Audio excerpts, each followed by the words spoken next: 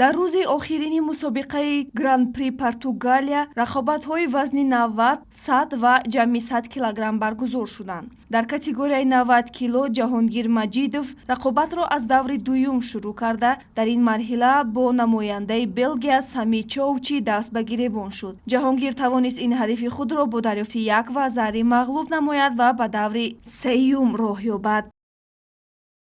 дар даври сеюм бо Адам Борчашвили қувва озмуд. ҳарчанд Адам Борчашвили варзишгари бо таҷриба ва соҳиби натиҷаҳои баланд буд, вале Ҷаҳонгир тавонист бо зури бозуи худ ӯро сарафканда намояд ва роҳхати даври чоракниҳоиро ба даст биёрад.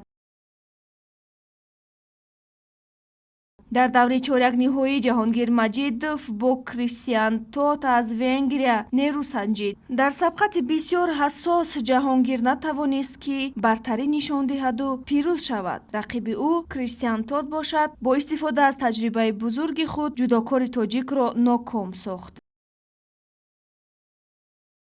Ҷаҳонгир рақобатро дар даври тасаллубахш идома дод. дар ин марҳила ҳарифи ӯ варзишгари 35-солаи фаронсавӣ Аксел Клергет буд. Ҷаҳонгир Маҷидов аз Аксел Клергет мағлуб шуд ва ҳамин тавр дар Гран-при мақоми ҳафтумро соҳиб шуд.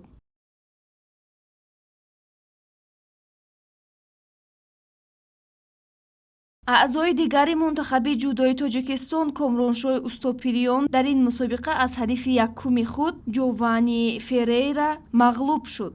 Мансур Раҳмон низ дар даври аввал аз Пикер Ҷур шикаст хӯрд. бо ҳамин Гран-при Португалия барои варзишгарони тоҷик бидуни ба даст овардани медал ба анҷом расид.